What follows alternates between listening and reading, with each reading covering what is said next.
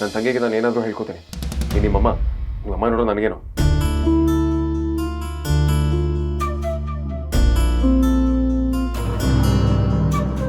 ಶುಂಠಿ ಶಂಕರ,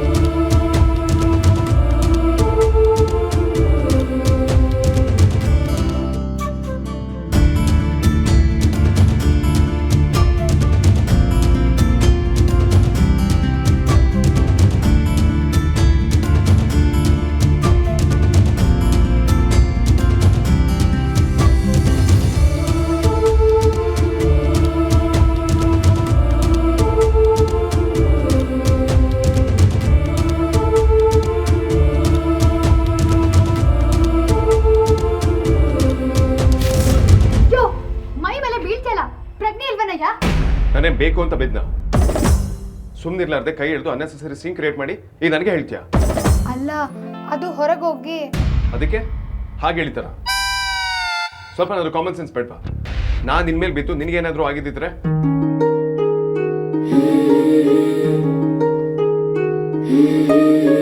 ಮೊದಲೇ ಒಳ್ಳೆ ಪೊರ್ಕೆ ಕಡ್ಡಿ ಇದ್ದಂಗಿದ್ಯಾ.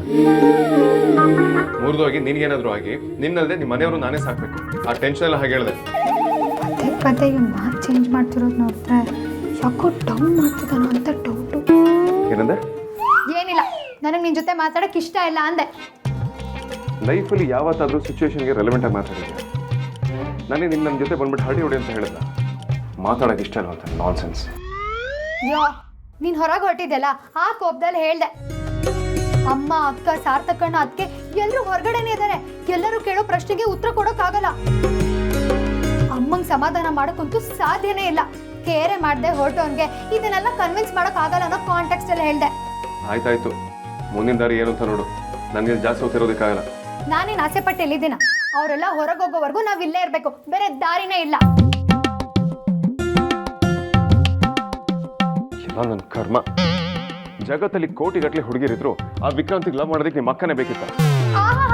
ಅಪ್ಪಣ್ಣ, ನಮ್ಮ ಅಕ್ಕ ವಿಕ್ಕಿ ಅವ್ರನ್ನ ಲವ್ ಮಾಡ್ತಿದ್ರೆ ಅಂತ ಗೊತ್ತಾದ ತಕ್ಷಣ ನಾನೇನು ಖುಷಿಲ್ಕೊಂಡು ಎಲ್ಲಿ ಪಾರ್ಟಿ ಮಾಡ್ಬೋದು ಅಂತ ಯೋಚನೆ ಮಾಡಲಿಲ್ಲ. ನಿನ್ನ ತಮ್ಮನೇ ಆಗ್ಬೇಕಿತ್ತಂತ ನಾನು 1000 ಸಲ ಪ್ರಶ್ನೆ ಮಾಡ್ಕೊಂಡಿದ್ದೀನಿ.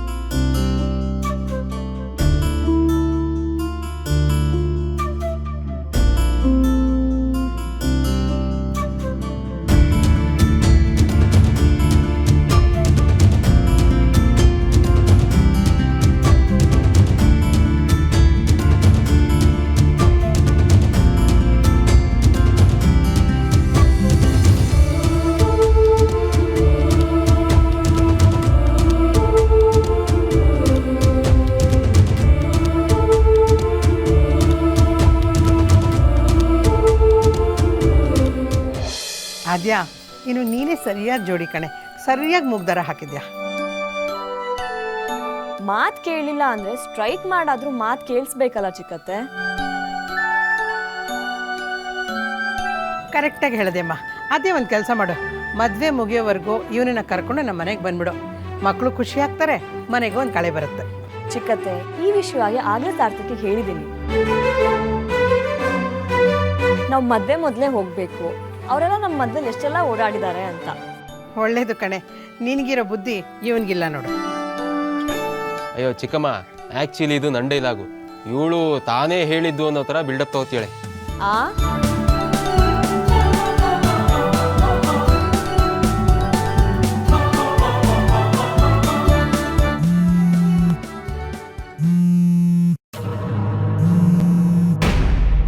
ನಿಮಿಷ.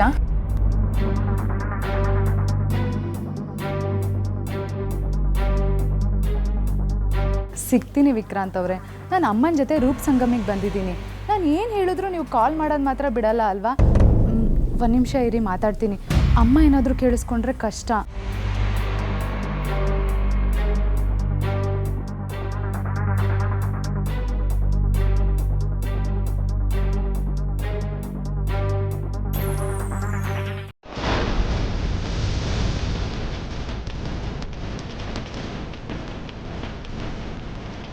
ಅಮ್ಮ ಏನಾದರೂ ಇವ್ರನ್ನ ಈಗ ನೋಡಿದ್ರೆ ಅಷ್ಟೇ ಕತೆ.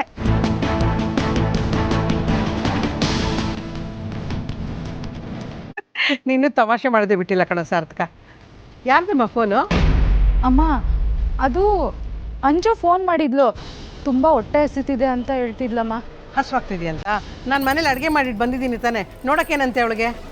ಗೊತ್ತಿಲ್ಲ ಅಮ್ಮ, ಅವಳಿಗೆ ಬಡಿಸ್ಕೊಳಕ್ಕೆ ಇಷ್ಟ ಇದೆಯೋ ಇಲ್ವೋ. ಮೂತಿ ಊದಿಸ್ಕೊಂಡ್ರೆ ತಿಂದೆ ಹಾಗೆ ಇದ್ಬಿಡ್ತಾಳೆ. ಬಾಮ್ಮ, ನಾವು ಹೋಗ್ಬಿಡೋಣ.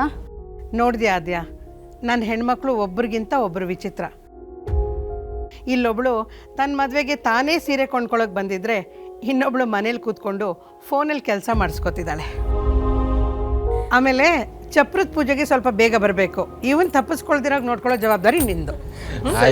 ಆಯ್ತು ಚಿಕ್ಕಮ್ಮ, ನಾವು ಬಂದೇ ಬರ್ತೀವಿ, ನೀವು ಟೆನ್ಷನ್ ಮಾಡ್ಕೋಬೇಡಿ. ಹುಷಾರು ಪುಟ. ಆರತಿ, ನೀನೊಂದು ಸೀರೆ ಇಷ್ಟಪಟ್ಟಿದ್ಯಲ್ಲ, ಅದು ಯಾವಾಗಲೇ ಅದನ್ನು ತೊಗೊಂಡು ಬಿಲ್ಲಿಂಗ್ ಕೌಂಟ್ರಿಗೆ ಬಂದ್ಬಿಡು. ನಾನು ಅಲ್ಲೇ ಇರ್ತೀನಿ. ಸರಿ ಅಮ್ಮ. ಬರ್ತೀನಿ ಕಣೋ, ಬರ್ತೀನಮ್ಮ. ಹೋದ್ರು ಅನ್ಸುತ್ತೆ. ಬಾಯಿ ಕೇಳಿಸ್ತಲ್ಲ. ಸರಿ, ನಾನಿನ್ನು ಹೊರಡ್ತೀನಿ. ಮತ್ತೆ ಸೀರೆ? ನಾನು ಇನ್ನೂ ಜಾಸ್ತಿ ಹೊತ್ತಿಲ್ಲ ಅಂದರೆ ನಿಮಗೆ ಪ್ರಾಬ್ಲಮ್. ಒಂದು ಕೆಲಸ ಮಾಡು, ವಿಕ್ರಾಂತಿ ವಿಡಿಯೋ ಕಾಲ್ ಮಾಡು. ವಿಡಿಯೋ ಕಾಲಲ್ಲಿ ಸ್ಯಾರಿ ಸೆಲೆಕ್ಟ್ ಮಾಡು. ಸರಿ ಆಯ್ತು.